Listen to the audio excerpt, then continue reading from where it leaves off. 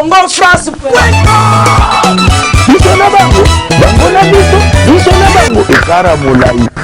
France.com, site ya Tolo Masolo danger, Masolo Kitoko. CongoFrance.com. Chers internautes de Congo France, merci. Nous sommes encore venus chez vous, mesdames et messieurs, dans une autre actualité. On va recevoir un artiste musicien, transfuge du groupe d'accompagnement de Fally Ipupa, mais également, après le groupe Fally Ipupa, il a joué là-bas, il a presté dans plus d'un album. Et aujourd'hui, il a fait aussi un petit tour, bien sûr, au sein du groupe Karaté Latin International chez Koffi Olomide. Et aujourd'hui, il fait sa carrière, bien sûr, en solo. Et lui, c'est Equalizer. Donc, voilà, Boseko. C'est un animateur, comme on dit toujours ici.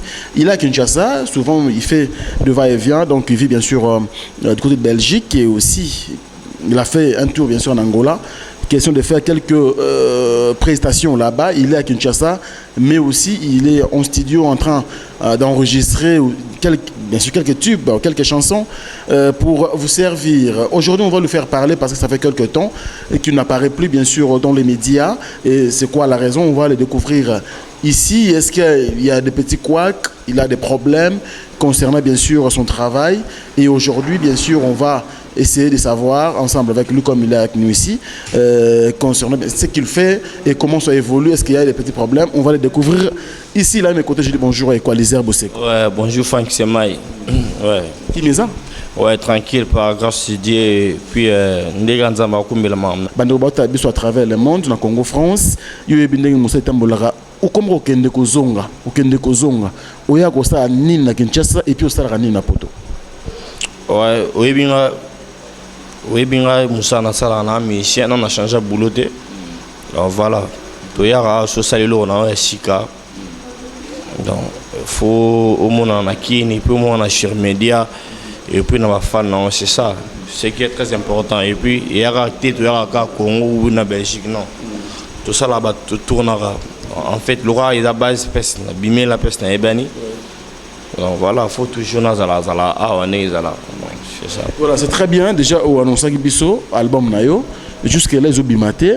Il est vrai que vous avez pour la promotion. Sur la promotion, au bimis à titre vraiment promotionnel parce que jusque là les promotions ils ont mon en apenzate depuis que ça na kin, c'est quoi la raison? Peut-être ils ont en retard, il y a petite visibilité. Dans un moment où tout le monde la clip, la clip il dans la chaîne tout. Donc ça fait déjà un mois. Il y a promotion de Banagi chaîne tout. Et puis on a signé content à Frissel, tout Cabo la Frissel dans sa promotion. Peut-être aux gens branché dans ma mois donc à Frissel alors avec sa clip Night Time dans la chaîne tout tu signé un contrat et puis ma chaîne on a mon sur là ni le et les cas et puis va capter va passer peine à boulot donc c'est ça. Ouais, sinon félicitations, j'ai vu déjà la chanson, ils ont générique, moi il y a bien. Tu sais, on écoute les autres chapins à Mamouké, mais tu sais, na Mopanzi. Na Mopanzi. Ouais. Voilà, ils ont qu'un bien, mais Equalizer, politique nous gérons la musique parce que le lot autoébé que carence à producteur et ali, carence à bébé les ali dans le monde andou le nabi autoébé, bah musicien belé bazo koka kototé, mais politique nous y est dans parce que after na Mopanzi, tout le monde a né. Non, on a travaillé le artiste professionnel. Titre moi Rose et Sophie et puis Rose ma part on va mettre Gims à Bandara donc voilà. Et malheureusement, sur le Banana Congo, tout s'est capté ce que dans la musique internationale. Déjà va concert en moi qui déjà va concert wana et ba tarif non déjà va cacher dans c'est du bon déjà et puis qui n'a pas qualité wana et puis confronter moi ba étranger. Et puis moi bah idée na ba conseil na ba on ningi par rapport à ba on ne ba travailler kende y a un monde côté mon agi wana to ke na wana ya sale single ce qui a accroché tout ça disque pour na ko mi ça disque pour te salaire na pas producteur monte na Congo artiste monte sur na producteur monte comme la label na ye monte comme yemoko a ça bolo na ye en fait biso ko mwanza ma pas mbola mke mona ni yemoko je en charge. Donc tout ça, bon, ce qui a accroché mes PC, on a demandé des locaux. On a écouté usine va produire dans la sens où les coaliseurs, toi qui peut-être pas carence pas producteur ali, mais carence pas producteur ali, mais Bakoulou tu dis le Baka, ça peine pas l'appel, ça s'est fait aussi ailleurs. Par exemple, Kofi Central, ils ont label. F Victime, ils ont label. Pourquoi pas il y a un talent et bélo, bango pe bayebi, ou proposer bango pe produit nauti. Azala déjà ba travailleur na bango, na yebi comment il fonctionne. Une chose mon sérieux. Na ko ça demande. Comme ni na yebi bango y a une chose mon sérieux té, y a tindika chakra donc je peux pas aller là-bas pour tout tourner surtout commencer un ébalé donc c'est ça. Ouais. Et quand les aboussés que le lot, c'est featuring belé, notamment na le Scrum, en tout cas na Fabregas, disque na les bossos et cartonnat. Ça na Yuri Dakunia, Achukuyu, a tout touché dans le grand prêtre. La salle Kassibo Angola na kende sur invitation na on le dit que Bima déjà ils ont été en Angola dans la communauté angolaise ceux que tout n'est coalisé parce que ouais pas de grand congolais. Bah il y a déjà ma fanda. Est-ce qu'elle a un clip de tourner moi partie? Ça reste encore une partie pour qu'il va nous tourner là c'est ça. Tu nous mettons sur Angola, on connaît combien de concerts? L'Angola de mettre un concert le 4 juillet 2015. Après on a le 24 et le 25 on habite à Lisbonne, dans Portugal, ouais. Si, et ça c'est le titre on a monté accroché. Live tu es sans faut y reproduire le ça dans studio carrément. Et quoi les herbes c'est très bien parce que déjà ma vision tu as besoin d'artistes musiciens mais mon ozo mon ndule mo kende idéologie comme album on est comme moi passé mais biso ba compte on a plus 4 5 6 titres tiba to kana 20 ningo mo kende boy quoi les ozo la musique na liste nini bon et ouais orchestre excuse on a ça l'orchestre était et puis dans un projet on a la groupe membre ou de 10 personnes puis moi-même 11 mais tout réalisé tout ça on va tous on belé et on profite de ça peut bateau donc ni tout ça nous va première fois ils ont volé dans Dubaï non va playback mon kuna et puis ma mko ba tous ils ont créé dans l'île na ça makamma na tout après non ça moi j'ai mon on est ba Rodriguez va ça là dans la grâce au c'est grand musicien Rodriguez ça a été tourné Europe. Très bien. Donc, Azana Matos, mon Congo, on a habité l'âme sur c'est monté à Congo, où il y a les qui Matos. Ah bon? Ouais. C'est très bien. Avec un ennemi, pas avec ta musique. Donc, Andouli, c'était un artiste et musicien. Aux hommes, l'autre, on a vie en Wana. Au peu, on a besoin de ça, mais comme on n'est pas prêt à ça, on est prêt à ça, comme professionnel, on trouve ça en Wana. Maintenant, c'est très bien, mais ma vision est plus libanda.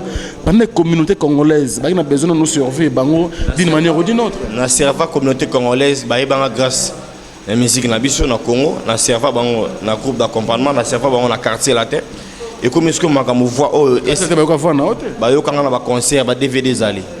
Et comme est-ce qu'on a droit qu'il y ait des Libanda, parce que les Congolais derrière, et comme est-ce que vous voyez, on a des Congolais, c'est ça.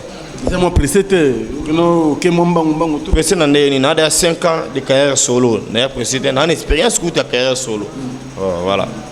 Voilà, déjà, en commençant par notre patron Didi Dipumba Josué, merci de votre fidélité que vous renouvelez chaque fois de plus. Merci également à Boss Mambote, Narata Lyon. Yo yebi boss mambote œuvre sociale équalisaire yé unité soleil car merci beaucoup donc on a Negoto Balingarabiso Noël au kit au Black Dedon Eric Pana Bic Rouge dans Saint-Étienne sans oublier également Diamunda Golding et puis Keno Mukena Mbango na moni Fiston Powell Papa New Look International Tertio Mukumi vous avez vraiment belé et puis les jeunes représentants des Congolais vivant en Australie il y a bien que Junior Bonsangue non madame Oriana Ngindu Makindu donc merci beaucoup la fidélité on a représenté mon corps à Kangama comme papi le roi formé la souka il y a Maroc il y a za mystique il y a Moutaleke Tilola Zate donc voilà on peut essayer de monter la mère pèse pas aller il y a des circonstances je ne sais pas circonstances mais on est là toujours trop bosser donc voilà au travail na ba ministère minene quoi ba Kofi Olomide mais le ministère ba sangani ba sali bomoko c'est comme si ils ont contre quadra. C'est-à-dire que les gens qui ont quadra na jeune bango ba sangana entre bango. Idée cosa. Aba bilo wana mana kota ngote. Na papa na yo en quelque sorte. Si ada artiste congolais biso ya Congo. Et puis voilà na les gars kuna ndenge mamto a boulé les gars. et ils ont intéressé à te bomoko dans ce moment on a besoin kota si tout le monde va ici à kota te so kota koti ya normalement il y a babi bomoko ya mama division te mais ba le bela bolingo na bomoko mo ezala donc voilà. Est-ce qu'on peut s'en chance équaliser parce que qui na maisha ah oui marcha qui était naza matro pas coachima na mamboana comme you tuninga non pena yebi mamuto lobi ma na comprendre que ya mon lisanga peut-être et salama. Ouais, et ce moment qui est offensif, bon, il y a une génération. Artiste équalisé. La génération bavier. Donc voilà, ils ont bien initiative à bien, parce que ça est au moins bien et que ça et reporter fruit moi bien. On est là tout ça, on a dans voilà. Ouais. Équalisé ou trop libanda. Ah bah bon peut ça la mais belé. Alors ceux qui même des gros mususu entre de Barcelone ça là en déjà. Mais ceux qui ba sengi qui non équalisé a pas à voir. Ba conditions les a vraiment ni. Non, c'est la famille qui est normal, normal parce que am taliban daté. Na ça il y a des plis, na ça na fait na scrap, na ça na fabricage et ça continue aussi bah na ça tout ça la sona Peggy Tabo. Mon papa ce Tabo là on a fait un truc aussi avec lui et il est gars bien na ninga na biso moko ba congolais, photo aussi mal maboko. Ninga na mona ba ngolais ba soudé. Transparence et ali bolingo au cœur. Donc voilà c'est ça. Étant animateur, bah je ne peux pas ouais. Maintenant ya mado même kala c'est bon. Bah quand tu fais mais le nom moni pena lignée animation comme qui déqualiser. Animateur. On va voir bien. Ceux d'abord texte disent que l'orchestre n'a bien c'est que l'on bien. Il y a pas trop à commenter. C'est que ça bien bon. Donc voilà. Animateur déqualiser pour comprendre les lots dit avant moi boy. Non. Tenter na ça la publicité à mon tour. Parce que nous avons monté pour reconnaître comme valeur. Reconnaître monté peut-être Oyo, tout ça on est là monsieur. Toi va patron. Comme on le dit. Donc au monsieur Bazana, bana orchestre bat. Moi na jugé dans parce que na travailler na propre zèle n'a été par quelqu'un. Vraiment voilà, moi na jugé bon été parce que d'ailleurs mort dans la monte. Voilà. Et quoi le truc que nous chité, on a voulu vraiment que bah tu une nouvelle parce que mingi va déranger il peut que nous équaliser est-ce que comme on a qui ça va biso to que ça va mais pour te mettre la bateau information ça va bien ça va bien et promotion va bien je crois on a félicité partout dans les caca partout dans les Ghana m'appelle et le gars bien impec clip bien son bien bah crier bien capté et puis promotion ça passe bien et Dieu merci de signer un contrat en Frissel. Donc voilà, donc Mamadou qui est bien, on peut forcément embouter. Tout le temps, nous sommes emmenés et lignes faisal. On n'est pas pressé, mais on est prêt à travailler. Donc voilà. Donc on a bien sur YouTube, sur mon tablette équaliser, dans mon panty, agir générique n'a tali et puis si télécharge à télécharger. Donc voilà. Mais ce que le scolaire ça fait ça chef na la équaliser après ça la concert. Déjà on a content on a il y a une année. Ceux qui en a besoin. Il y a concert à Osala. Babanderol, selon la promotion, il y a publicité, donc tout c'est carré déjà. Non, mais au travers ce qu'on est, parce que jusqu'à présent, on a un groupe. Non, mais on a une orchestration, dans l'orchestre, on a été en Portugal, on a bois qui va créer na bini. On a des artistes et musiciens. La plupart des musiciens autour de reconnus dans le Congo, ou dans le Liban, ils ont playback, playback, voilà, c'est ça. D'accord, nous sommes en train de chiter déjà avec Equalizer Boseko parce qu'on a voulu justement avoir quelques nouvelles concernant l'artiste que vous connaissez aussi très bien. Donc il n'y a pas de souci, on est ensemble, mesdames et messieurs. Comprenez que nous sommes vraiment dans un endroit où il y a un peu de bruit, ça passe. Comprenez, donc c'est tout à fait normal, quoi. Donc Equalizer, nous sommes en train de finir. On peut se lever déjà. Vraiment, artiste Amnoazali.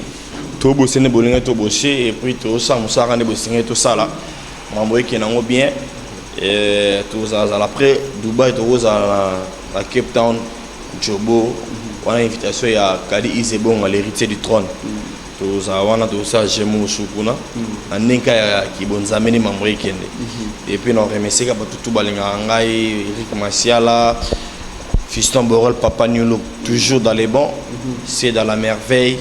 Jirbil Mbayo, félicitations maman à côté palais. Alain Gombo, Nano de Kierpe Sozali, Bambo Théâtre, et puis Vienanga Elo de Homo à Londres, on a passé Bambo Théâtre, Vienanga Kamson Vama, Vienanga Kala, Vienanga Kamson Vama, on a passé Mbote, on a battu tout balinga à thème supérieur. Donc, Nicolas Babignon sur la pète, tout est facile. Et bazouara babeta ce vieux binalement pressé bani aéroport vraiment loin. Loin donc là. Non mais vous en équalisé T'es sur YouTubers dans bango. Nabi nous sommes en pété micro. On est là tout. C'est moi qui suis la présence sur la boîte et mon banque c'est ma leader. Alors voilà, à suivre. Il s'appelle Equalizer, mesdames et messieurs. Donc on est là, voilà, on a un récit pour vous, l'artiste animateur Equalizer. Merci à tous ceux qui nous ont suivis. Donc essayez un peu de comprendre, soyez tolérants par rapport aux rapidités bien sûr de cette interview. Voilà, donc il plaît à Kinshasa, c'est tout à fait normal. Vous nous suivez à travers le monde. Merci à vous, merci parce que vous êtes très nombreux. À tout à l'heure pour la bande de Wadjobour, nous serons ensemble dans quelques temps, dans peu de temps, nous serons là. La grâce, bien sûr, il y a Didier Chombo, Petit Jésus. Donc, Yim Taosa va faire pour Frank Stemay à Longwa Kinshasa, à Komadjobo pour 2 semaines. Pour tout ça, bien. Merci à vous. Adem, ces vidéos, on a BBC de Djobour, merci à vous. Merci également à Patouchi Nemou, Bende la Djobour, Bande Koutou, et puis Cardel Nting Gabriel na Cape Town. Donc, toujours qu'on a bientôt artiste nous à Djobour, Tozoya, tout le monde en a pour que tout ça, la Moussala, Oyekende bien. Tout l'accepte, Moussala, Congolais, Salema, Akuna, tout le monde, Kinshasa, pourquoi pas, à travers le monde. Merci à vous, Bande Angola également. Et je vous aime beaucoup en tout cas. Moi, je vous dis déjà au revoir. Mais avant cela, je dis merci à mon boss, Didi Dipumba, Boukson Boukassa et toute l'équipe de Congo France ici à Kinshasa. Merci à Mona Cédric, technicien, et puis Grosse Moulure, Sarah et tout le monde. Vous êtes là en train de travailler. Écoute, pas vous, c'est tout courage. Je vous retrouve très prochainement, mesdames et messieurs, dans un autre numéro. Et surtout, prenez bien soin de vous, car chaque jour est une vie. Au revoir. Congo France.